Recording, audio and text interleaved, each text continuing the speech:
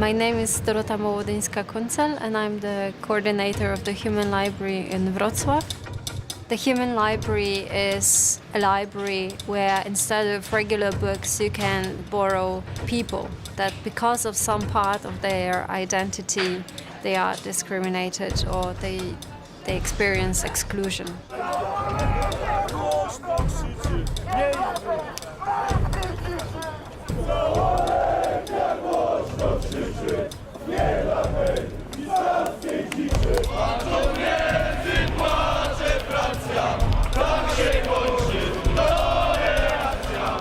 I think now working with the Human Library and other projects that are directed to increase the acceptance for diversity and human rights, it's a very difficult situation now in Poland with the demonstrations on the streets that are clearly xenophobic. It's like a snowball. It starts with the most obvious differences like black and white skin, and then it touches Muslims, then it touches gays. It starts with the most obvious, but then it touches every form of diversity. And this is really worrying, just very worrying, because when you realize when it ends, you realize it ends up with you.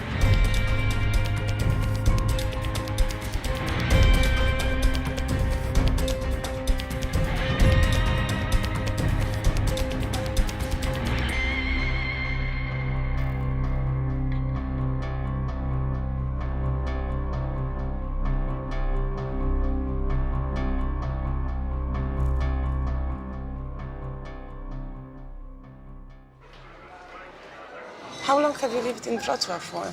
I'm here since 8 years. 8 years, wow. That's a long time. And where are you from, Cedric? I'm from Congo. Congo? It's okay. Democratic Republic of Congo. Okay. So, why did you decide to be a part of Living Library? I think that we need to talk about those situations. I have many Polish friends which are still asking me if, it exists, the racism, yeah. And they don't know about it because no one is talking about it. Can you give me an example of a situation that happened to you that was like racist? I remember the first time I took a tram in Poland. It was in Łódź.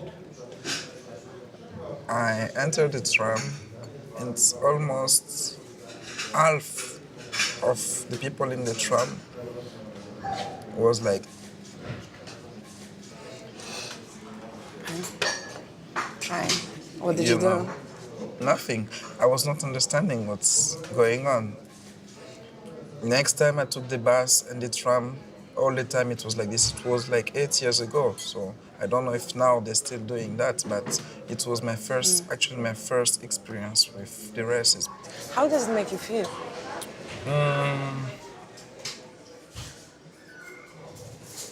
You feel different.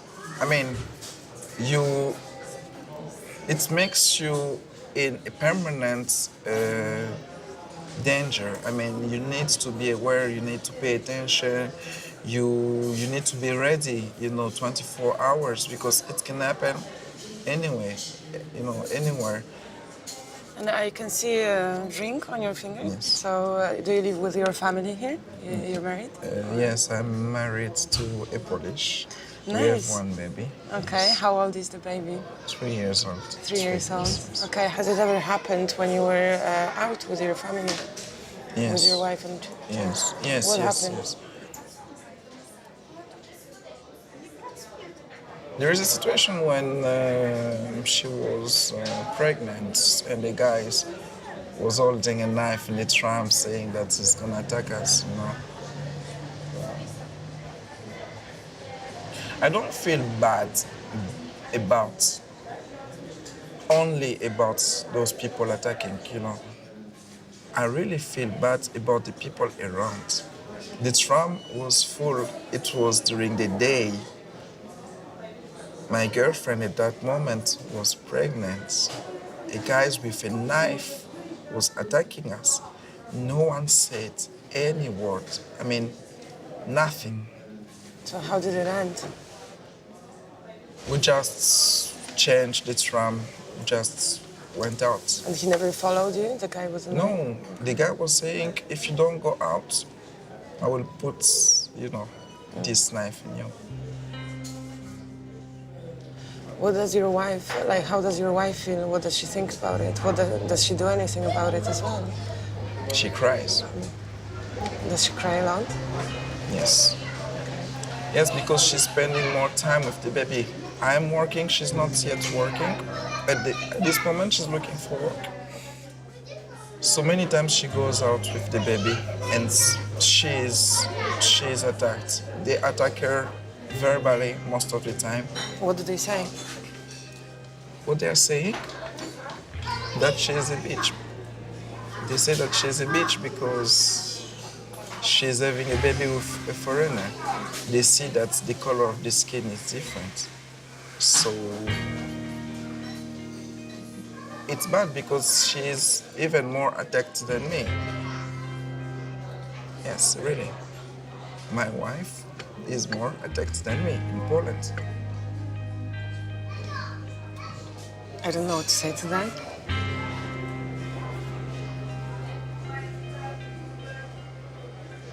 I'm sorry.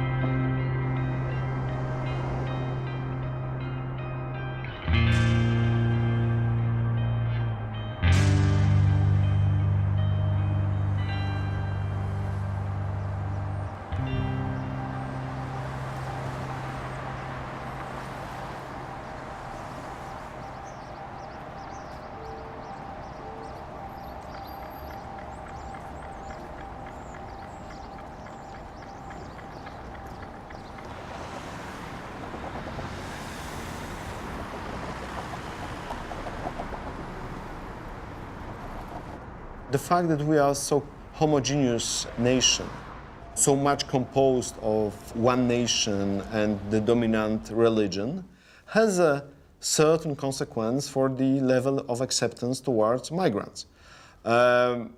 Because most people in Poland do not even know how to deal with people who are different.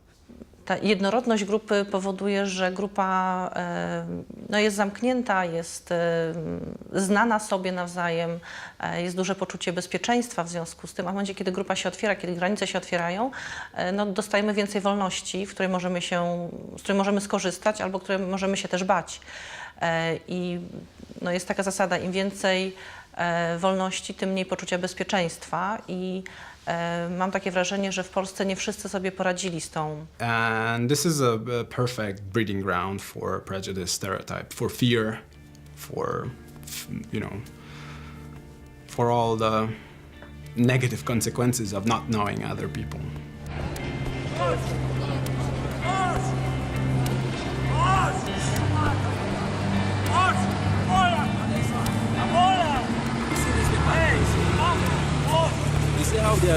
This is Poland. Hey, dajcie mi bambo! Bambo! Daj mi bambo, nie? Daj mi murzyna, nie? Daj mi murzyna, nie? Szmato jebana, ty kurwo jebana! Spierdalaj kurwa to! Pizdę kurwa! Ty chuju jebany, Ty kurwa! Spierdalaj, bambo! Chodź, kurwa! Chodź! Chodź, kurwa! No chodź! When our human books comes or calls me and they say that they have been beaten up or they experienced something really nasty, I feel really sorry and I feel really ashamed for my city, for my community members that there are such things happening here.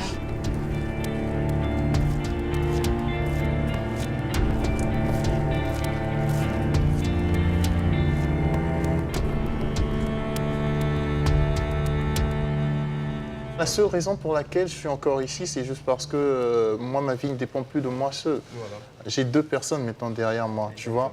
S'il faut que je pense à quitter ce pays, il faut que je pense aussi, OK, je vais amener 2 autres personnes avec moi, quoi, tu vois. Je veux pas que ma fille puisse vivre ce genre de situation, quoi, tu vois. C'est pourquoi je suis en train de chercher un moyen de quitter ce pays avant qu'elle ait même 1 an ou 2 ans, tu vois, quoi, parce que... La mentalité ici, ça affecte, c'est triste. Un jour comme ça, elle m'a dit, elle nous a raconté que... Oui. Elle est entrée dans le tram et il y avait des Polonais qui devaient prendre la poussette. Et dès qu'ils ont vu l'enfant, c'était un métissé, ils ont passé, ils ont craché à côté. Ils ont laissé. Ils ont laissé. Faut amener des gaz. T'as les gaz, toi, avec toi Ben là? oui, j'en ai. Attends, je vais te montrer ma gaz d'abord. T'as acheté une bouteille de gaz, toi? J'ai acheté une bouteille de gaz. T'as acheté ça combien, toi? À 30 zloty. 30 zloty? Ouais. Tu te balades avec ça tout le temps? Tout le temps, j'en ai en fait. T'en as, toi aussi? Non. Mais il m'en a Ça, pas. c'est très bien. Tu fais quoi? Tu te balades avec ça? Oui, je me balade avec ça. D'ailleurs, j'ai utilisé ça il y a 2 jours Tu fais passés. quoi avec ça, toi? J'ai utilisé ça il y a 2 jours passés. Il y a 2 jours? T'as utilisé ça? Ouais, mais c'est piquant, je vous jure. Moi, T'as utilisé ça? Oui, j'ai Comment? utilisé ça. Il y a un gare, comme ça, j'allais vers Carrefour. Ouais. Ah ben, je me suis arrêté pour traverser de l'autre côté de la rive. Il y avait une voiture qui arrivait. En journée ou dans la En journée, comme ça. Et le gars m'a vu directement, il a commencé à lâcher moi. J'ai dit, non, j'étais là comme ça, je dis, avec tous ces stress, Mais j'avais... attends, il y avait du monde autour. Mais il y avait du monde, tout. Il faisait chaud. Ils ont c'était réagi très- comment, les gens? Non, ben, avant que les gens arrivent tout près, on était juste à 2-3 mètres comme ça. Il est venu en face me dire, ben, Zaperda, là, si tu continues, je vais te taper. Donc, il commençait vraiment à m'agresser, quoi. Ben, j'ai dit, j'ai pas de choix. Ou soit c'est moi, il me casse la gueule, ou soit c'est moi qui lui casse la gueule, je prends le truc. Tu lui as mis ça? Ben ouais, gars, c'est piquant si je vous Tu as mis ça sur son visage comme ça? Ouais. Ben, il n'a même pas réagi, il cherchait là où... Et t'as fui ou bien t'as Non, il t'as n'a pas attendu la fui. police? Même pas, je n'ai même pas attendu la police. parti? J'ai parti et les gars, il restait là, il était là à me prier, il savait pas. Mais justement, c'est que je comprends pas. Vous deux, vous avez eu des cas comme ça. Pourquoi vous n'avez pas appelé la police? Ça vous est déjà arrivé d'appeler la police depuis que vous êtes en Pologne? C'est même pas le temps. Moi, je me souviens. Je suis sûr que... Il y a combien? Ça fait combien de temps ces petits? C'est arrivé 6 mois, non? Oui, mais toi, tu dis ça, toi, t'as pas appelé la police non plus. Ben, j'ai ça. Oui, Avant mais d'appeler après, la police... tu dois appeler la police pour lui dire ici, à tel endroit, je me suis fait attaquer. Pour que ça soit enregistré. Même si on ne va pas l'attraper, ça doit être enregistré qu'il y a eu des attaques. Parce qu'aucun appel, quand il y a 0 appel, dans leur tête, il y a 0 attaque. Ils vont montrer les statistiques de Wrocław. Ils vont dire, l'année passée, on a eu 5 attaques. Toute l'année. Pourquoi? Parce qu'il y a seulement 5 fois qu'on a appelé. Pourquoi vous n'appelez pas? Si la situation change, on pourra dire, ah, nous, on a contribué. Parce que nous, on voulait en parler. Pendant qu'il y avait beaucoup qui ne voulaient pas, nous, on a dit, on va en parler.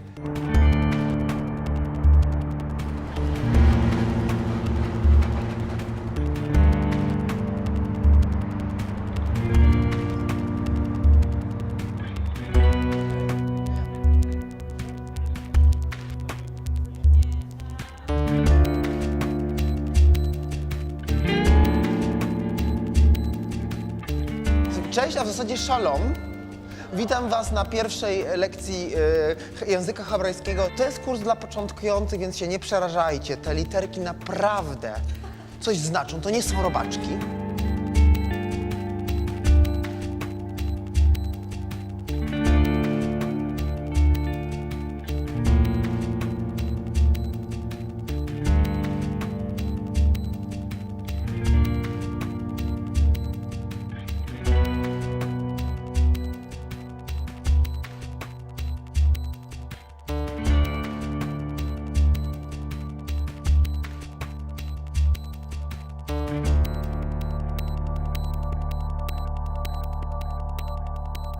Urodziłem we Wrocławiu, jestem Wrocławianin. Tak, zresztą tutaj urodzili się też moi rodzice. Nie zawsze wiedziałem, że mam pochodzenie żydowskie. Dowiedziałem się o tym, kiedy miałem kilkanaście lat. Powiedział mi o tym mój tata, że moi dziadkowie po wojnie w latach 50. zmienili nazwisko. I co wtedy poczułeś? Ale jak ojciec mi powiedział, że jestem Żydem, to było ciężkie, ponieważ on mi powiedział, natomiast nie dał mi narzędzi. Ja byłem, jako 13-latek się miotałem tożsamościowo bardzo mocno. To była dla mnie na początku taka trauma, Ja tego nie przyjmowałem, bo wyobraź sobie, że nagle coś, co jest jedną z największych obelg, jaką się w podstawówce dzieci przezywają, zaczyna dotyczyć ciebie, to jest część ciebie. Kiedy miałem 17 lat i razem z wycieczką szkolną pojechaliśmy do Auschwitz. I jakby ja czułem się taki, że to mnie... czułem się tak, że to bardziej niż moich kolegów dotyczy, dlatego że praktycznie wszyscy członkowie rodziny mojego dziadka zginęli w zagładzie. I jakby, że to jest coś, że to jest bardziej moje niż ich. Nie potrafię tego wyjaśnić, ale od tego miejsca zacząłem bardziej się śledzić w telewizji to, co się dzieje w Izraelu, co się dzieje jakby... Zacząłem się trochę interesować kulturą żydowską i w wieku lat 19 trafiłem do społeczności żydowskiej i tak zaczęła się moja jakby proces odzyskiwania czy budowania tożsamości żydowskiej.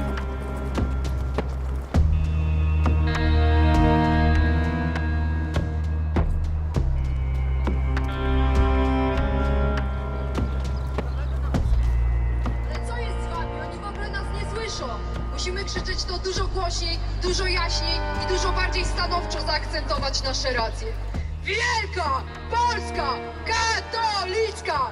Wielka Polska katolicka! Tu jest Polska, nie Bruksela! Tu się zboczeń nie popiera! Wolności słowa! Żądamy wolności słowa! Wolności słowa! Żądamy wolności słowa! Bóg, honor i ojczyzna! Bóg, honor i ojczyzna! Bóg, honor i ojczyzna! Bóg, honor i ojczyzna! Ja myślę, że pozwalanie na organizowanie manifestacji środowisk skrajnie prawicowych jest totalnie niebezpieczne. Jest przyzwoleniem na pewien dyskurs, na wypowiadanie pewnych opinii, które w przestrzeni publicznej nie powinny być wypowiadane. Rasizm jest zakazany przez prawo polskie. What is interesting that this march, when they burned the statue of or figure of Jewish person, was anti-immigrant or anti-Muslim. So as you can see, that this interconnections between those fears and those is rather big. What was quite striking in this case that there was no, I would say, sound I would say visible reaction on the part of public authorities. And not reacting even verbally, right? Saying that this is wrong, this is kind of allowing it to happen. Spalenie kukły. Jak ty odbierasz i dlaczego w ogóle to się zadziało? To, że na rynku miasta, które jest Europejską Stolicą Kultury 2016 spalono kukłę Żyda, strasznie mną wstrząsnęło. Póki co to jest kukła, ale sam fakt, że się pali kukłę, świadczy o tym, że budzą się demony. Budzą się demony nacjonalizmu, budzą się demony ksenofobii, budzą się demony niechęci dla wszystkiego, co obce.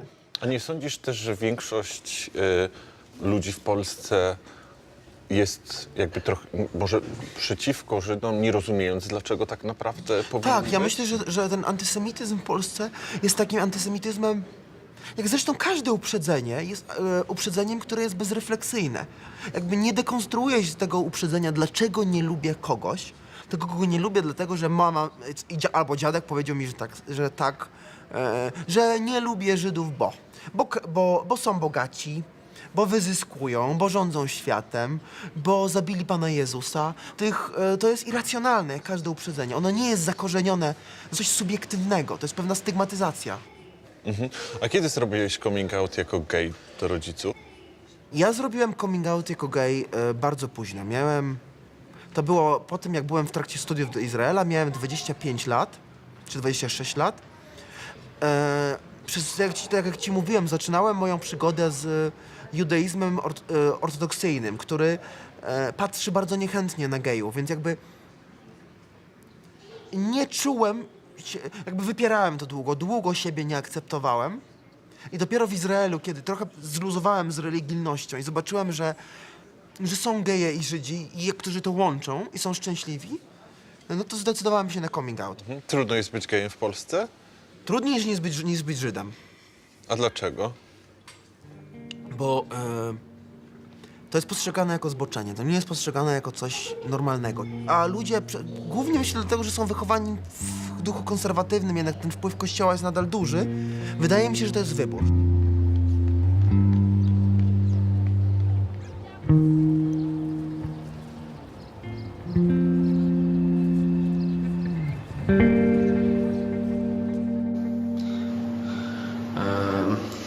A wyglądam tak. Pobili mnie i mojego partnera. Dzwoniłem na 997, dzwoniłem na 112. Goniłem nawet skurwysynów, którzy nas pobili przez krakowską Diltę Augustiańską aż do Majselsa, a policja była tylko ponoć na krakowskiej 20 i tyle. Także, no, wypierdalajcie stąd, wiecie? Jeżeli jesteście gejami, lesbijkami, transgender, wypierdalajcie. W Polsce nie mamy prawa bytu. Pierwszy raz mnie pobili, wiecie? Tak naprawdę. Pierwszy raz. Ale dotkliwie. I nie mam pomocy znikąd. Nagrałem to... O, tutaj. O.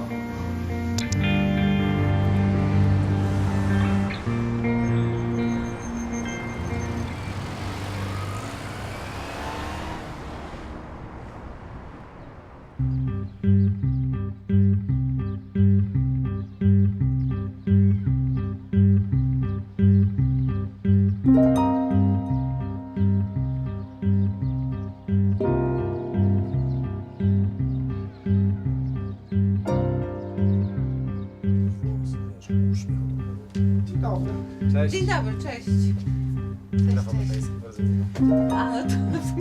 Osoby LGBT są w Polsce ofiarami dyskryminacji, chociażby dlatego, że nie mają wielu praw, które mają osoby heteronormatywne. Teraz jeszcze w dodatku nowy, konserwatywny rząd w Polsce chce jeszcze bardziej utrudnić życie osobom homoseksualnym i tak zaostrzyć prawo, żeby nie były możliwe żadne już jakby odstępstwa od tego prawa. Dzień dobry Państwu, to jest mediumpubliczne.pl, radio mediumpubliczne.pl, ja się nazywam Ewa Wanna. Zrobimy dzisiaj rozmowę dotyczącą praw osób homoseksualnych w Polsce, czy też raczej braku tych praw. Moimi gośćmi są Jakub Urbanik. Dzień dobry. Jose Luis Alonso. Dzień dobry. I Jan Kirschenbaum. Mówimy o tym, że pozwoli się gejom i lesbijkom wchodzić w związki partnerskie czy w małżeństwa, że to nie jest przywilej, to jest prawo człowieka. My maszerowaliśmy i będziemy maszerować pod takim szyldem, że to jest, że nie chcemy być obywatelami drugiej kategorii, że dla nas brak związków partnerskich czy małżeństw, bo ja jestem za tym, żeby to były małżeństwa, to jest po prostu wykluczenie. To, że ja się czuję jako gej, obywatelem drugiej kategorii. Jose Luis Alonso jest z Hiszpanii. Skąd dokładnie? Mieszkam w San Sebastian, w kraju Basku i jestem z Galicji. Ale połowę roku mieszkasz w Warszawie. Tak, to też. Dlaczego? Bo mój partner jest Polakiem i mieszka w Warszawie. Wy chcecie wziąć ślub w Hiszpanii. Jest problem, tak? Queremos casarnos en España y hay un problema. Jest problem, tak. Nie ma się co śmiać, poważna sprawa. No to jaki to jest problem? Problem jest taki, że to nie jest tylko kwestia naszego małżeństwa, to jest kwestia małżeństwa każdej osoby, która chciałaby zawrzeć związek za granicą wedle prawa obcego. Lokalne władze wymagają zaświadczenia z kraju pochodzenia, że jest się zdolnym do zawarcia, czy zdolną do zawarcia małżeństwa. Problem jest z tym, że polski wzór tego dokumentu, teraz już w randze ustawowej, wymaga wpisania, z kim się to małżeństwo będzie zawierać. Postanowienie Poznaniu na rozprawie w dniu 15 października 2015 roku w Warszawie postanawia oddalić apelację. Proszę posłuchać ustnych motywów rozstrzygnięcia. Celem jest zawarcie małżeństwa obywatela polskiego lub bezpaństwowca za granicą. Pamiętać należy, iż zasadą polskiego prawa rodzinnego i opiekuńczego, a przede wszystkim zasadą ustrojową określoną w artykule 18 Konstytucji Rzeczypospolitej Polskiej jest ustalenie, iż małżeństwo jest to związek kobiety i mężczyzny. Ale zawarcie związku małżeńskiego jest potrzebne po to, żeby zmienić mentalność innych ludzi? Tak, tak. To znaczy to, że my chcemy się pobrać, pokazanie tego, że chcemy się pobrać, jakiś sposób, czy sformalizowanie związków osób tej samej płci, możliwość sformalizowania związków osób tej samej płci, tak jak się to stało w Hiszpanii, może znormatywizować to zjawisko w ogóle i przyzwyczaić społeczność, społeczeństwo do tego typu zachowań, do tego typu związków.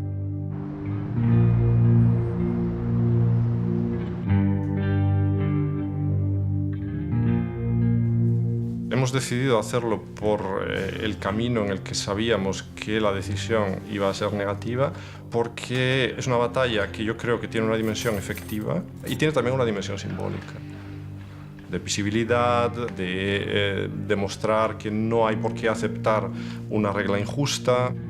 Cuando tuve ocasión de expresarme en el tribunal aquí en Varsovia, lo quise hacer de forma explícita.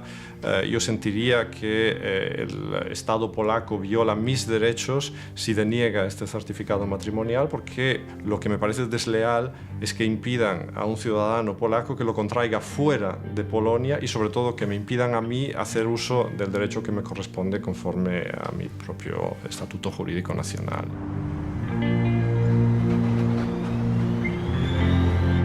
I think that in upcoming months or years, I would not expect any serious change regarding LGBT rights, because we do not have serious political forces that would support LGBT people.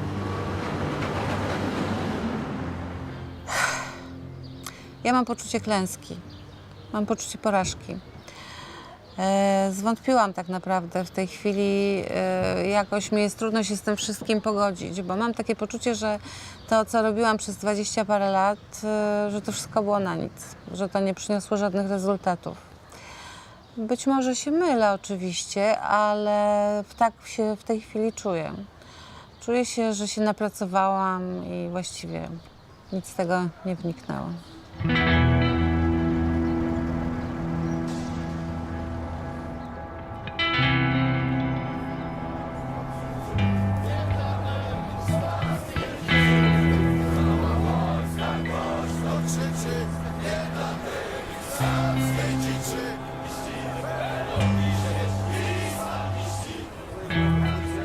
When you see this tension increasing, and on the other hand, you have the government that pushes for legal solutions to justify hate and to justify discrimination.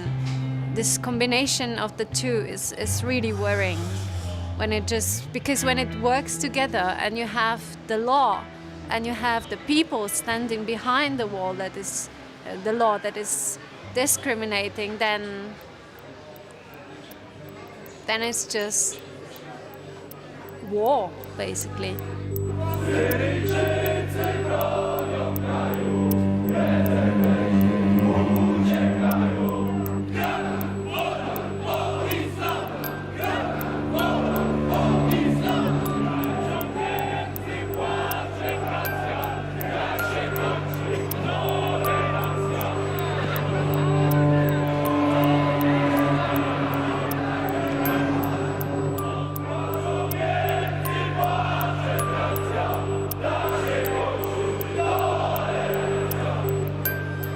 Right after the last terrorist attacks, Polish government announced that in this situation they cannot accept the refugees, which I think is based on political calculations that people are afraid. So we're gonna tell them, yeah, we're gonna use this fear for our benefit. Kurwa, no? No, dzwoń! Dzwoń, kurwa, Allahu zjebany, kurwa. Nie wolno puścić w sklepie. Co ta? Allah jest, kurwa, pierdolonym, kurwa, berłem, kurwa, no. Co? No dobra, no dzwoń, dobra, no, okej, chodź no. Co? Promoc masz jakieś, kurwa? Co?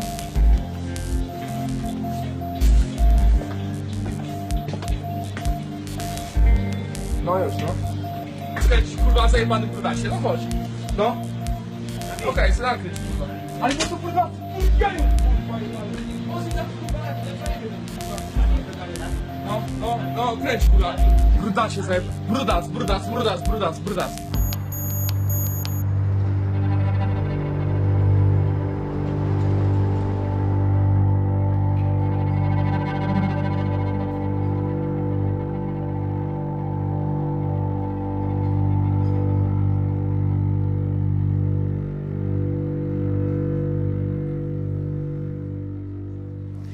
trabajo en una escuela pública en Sohachev. Es una escuela que queda ubicada muy cerca de donde nació Chopin, de la casa natal. Es una escuela, para mí, un sueño estar trabajando ahí, porque el entorno es maravilloso, hay árboles por todos lados, hay pájaros cantando todo el día. Qué bueno. He sido muy bien acogido ahí y el día sábado, que es uno de los días en que yo trabajo, normalmente yo termino mi trabajo al mediodía. Pero ese día hubo un concierto en el cual participaron mis alumnos, entonces yo regresé a casa un poco más tarde. El problema surgió porque la persona con la que yo me encontré y que me atacó en un tren me puso una etiqueta. Pensó que yo era de una cultura, de un país para el cual él no es algo que él acepta. Okay. Estaba en contra de lo que él piensa. Entonces me puso una etiqueta y me atacó por esa etiqueta que él solo me puso.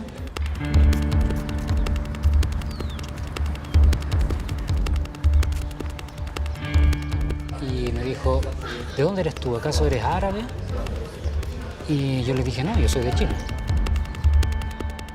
Ah, ya. ¿Seguro no eres árabe?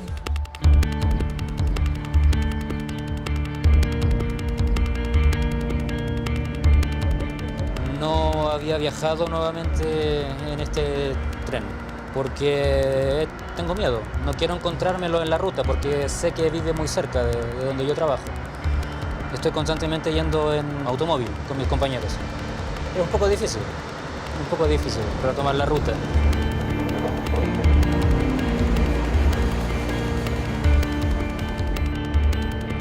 Lo que más me da nervio es encontrármelo, porque yo sé que otras personas no son tan violentas y si veo a alguien que puede ser peligroso, ya sé que tengo que moverme.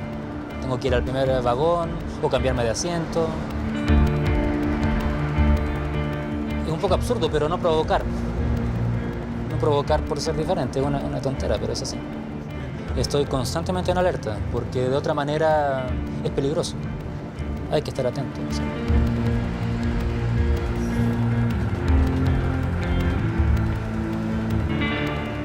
Estaba sentado y diagonal a mí estaba un polaco de cabeza rapada y en un momento que estaba bebiendo y en un momento me preguntó en qué estación estábamos. Yo, como venía leyendo, no me percaté en cuál y le dije una estación en la que no era. Entonces él se enojó por eso.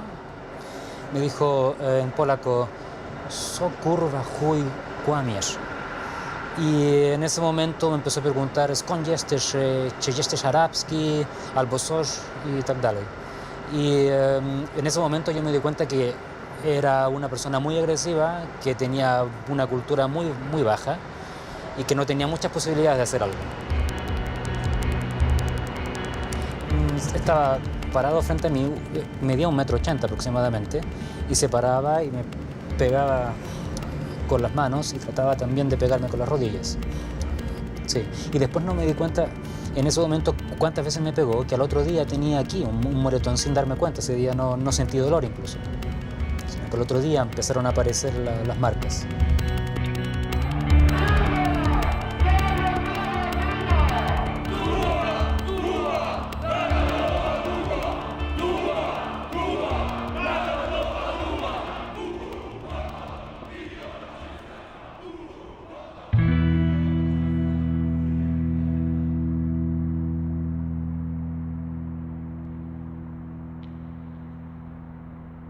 I was just coming back home with my friend, and we were just walking through this park. On the left side of the park, there was this bench where these 3 guys were standing up and 1 girl was sitting.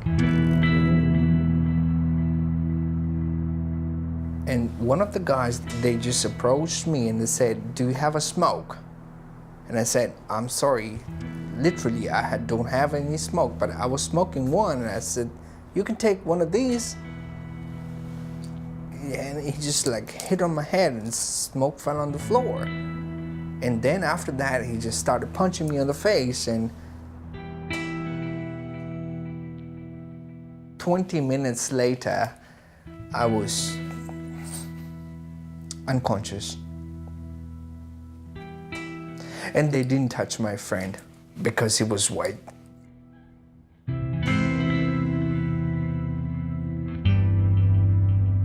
My nose was broken, my teeth are still moving, I have stitches in my mouth. My leg is broken. It's like, how hard can you hurt somebody? And you know what hurts me the most is the comments that I'm getting after this. You know, the beating didn't hurt me that much, but what people think after that, it's like when the news is broken and we had this like post on the internet and everyone was telling me, it's like, go back home, we don't want you, we hate you. My friend called the police and my friend called the ambulance, and police were there, but they said it's not a racial crime. Well, they didn't take my wallet, they didn't take my watch, they didn't take anything. What was the motive then? Why me? Because my friend walked away unscathed, untouched, unharmed, and 3 people were stomping on me like I was football. I feel discriminated and isolated now after this incident transpired. I just went to the Żabka shop and I just let all the white people do their groceries first, although it was my turn. But I just somehow feel like I'm a second-class citizen now. And I should wait. I don't know what I've done wrong, but I'm still asking the question, but I just want them to get done with them so they don't punch me in the face again.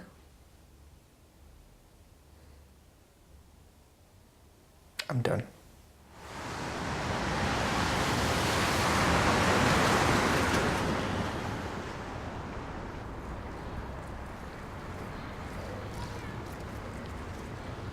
¿Sientes que está como yendo a más?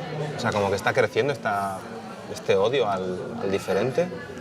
A mí me asusta que esto vaya a crecer más, porque de hecho pienso que mejor no va a ser, no va a mejorar, solamente va a empeorar. Y una de las primeras cosas que yo pensé cuando me pasó esto fue regresar a Chile a la semana siguiente. Pero pasó algo que me hizo ver que el mundo no está tan mal, que hay posibilidad de que mejore.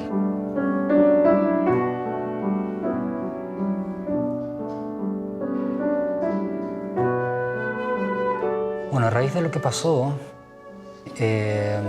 Derechos Humanos se contactó con nosotros porque querían de alguna manera disculparse en nombre del pueblo polaco. Entonces es un festival en donde todos los días se toca música de Chopin diariamente, y el día 29, antes de la clausura, nos invitaron para abrir ese concierto, y se le dio mucha difusión en prensa, y la gente que llegó era gente que quería apoyar y dar su testimonio con la presencia en ese concierto de que no estaban de acuerdo con esto que está pasando. Dzień, w którym odbył się koncert, na który zostaliśmy zaproszeni, był takim dniem trochę, no tak jak zwykle zaczął się, ale później towarzyszyły naprawdę emocje, było bardzo dużo wzruszenia. Weszliśmy na salę, było bardzo dużo ludzi, publiczność, naprawdę była pełna sala. I wszyscy w momencie, kiedy ukłoniliśmy się, wszyscy wstali i zaczęli bić brawo. Więc to był ten moment, gdzie bardzo wzruszyliśmy się, dlatego że nie spodziewałam się takiej reakcji, takiej solidarności z Krystianem. To miasto Was potrzebuje, tu jest Wasz dom, zostańcie z nami. To, co się wydarzyło, było dramatycznym, ale jednak tylko incydentem. Wszyscy tutaj nie kierujemy się uprzedzeniami, tylko po prostu szacunkiem, sympatią, dobrze pojętą ciekawością drugiego człowieka. Prosimy, zostańcie. ¿Ha cambiado tu percepción del país después de que te pasara esto? Lo amo más. ¿Lo amas más? Increíble. ¿Por qué? Porque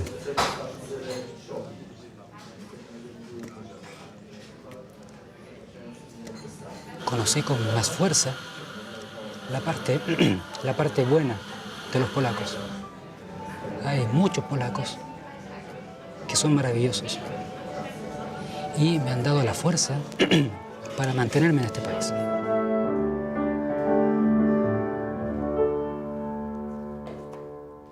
I think there's a lot to do, and especially now when I have a feeling that as a society in Poland we just move backwards, we take step back. It's so frustrating, and I just all the time think how much more work we will have to put into society, and how much more of civic education and just education about human rights, how much more of this work we will need to make to clean up all the mess that is happening now.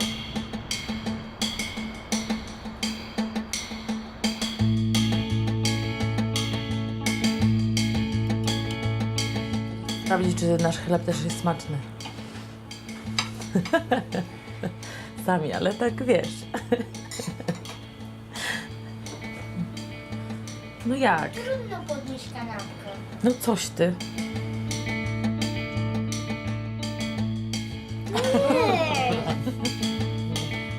To są kolorowe dzieci. To jest historia, która jest historią mojej córki i o niej chciałabym opowiedzieć.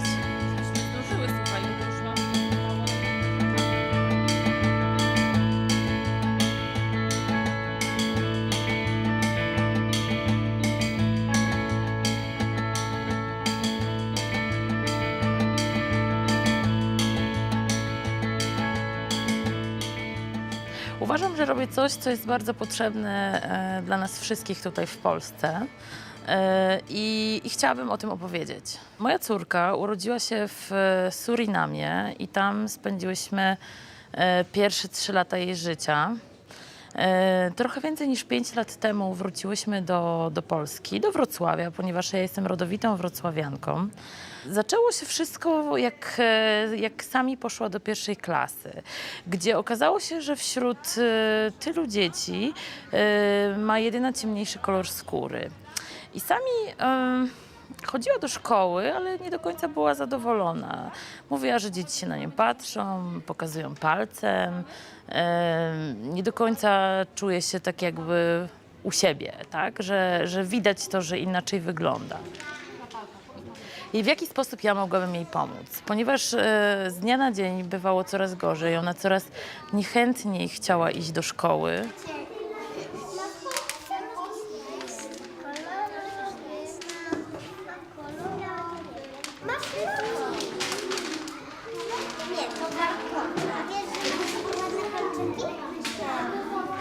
Jakby w międzyczasie też nawiązała się bardzo fajna i taka kreatywna współpraca z Omena Foundation w Warszawie.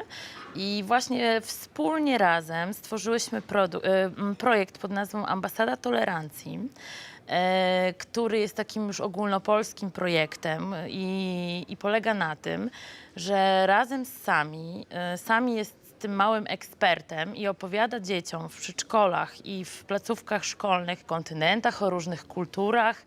Cześć dzieci, ja się nazywam Kasia. A ja Sami. Przyszłyśmy dzisiaj do was, żeby porozmawiać z wami o tym, jak to właściwie wygląda na tych różnych kontynentach, jak to się dzieje, że czasem ktoś inaczej wygląda niż druga osoba. Kto z was wie, co to jest świat? Świat to jest takie miejsce dla wszystkich ludzi i dla wszystkich zwierząt. Jest bardzo piękne. Sami rozmawia z dziećmi też o tym, co to jest tolerancja, co trzeba zrobić, żeby być, jak się zachowywać, żeby nikogo nie ranić, nikomu nie robić przykrości. Bądź miły, nieważne na jaki kolor skóry. Bądź miły dla każdego, nieważne jak ktoś wygląda, nieważne czy ktoś nosi okulary, jaki ma kolor oczu, włosów, czy jak wygląda. Jesteśmy mili dla każdego, czyli na przykład jak ktoś idzie ulicą i my jeszcze nigdy takiej osoby nie widzieliśmy, to ładnie jest ją pokazać palcem, czy nie? Sami, a powiedz mi jeszcze, czego ty tak bardzo nie lubisz czasem?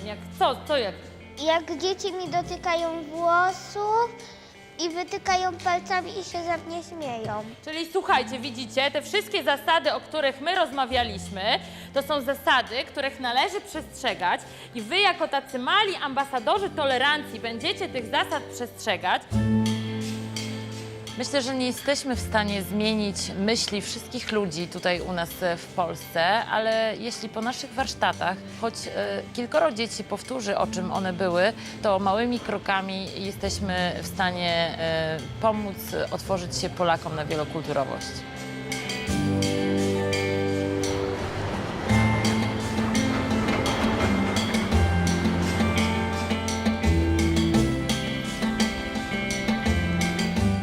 Of course, what I would most wish would be to feel like my society works like how it should be, and I would love that.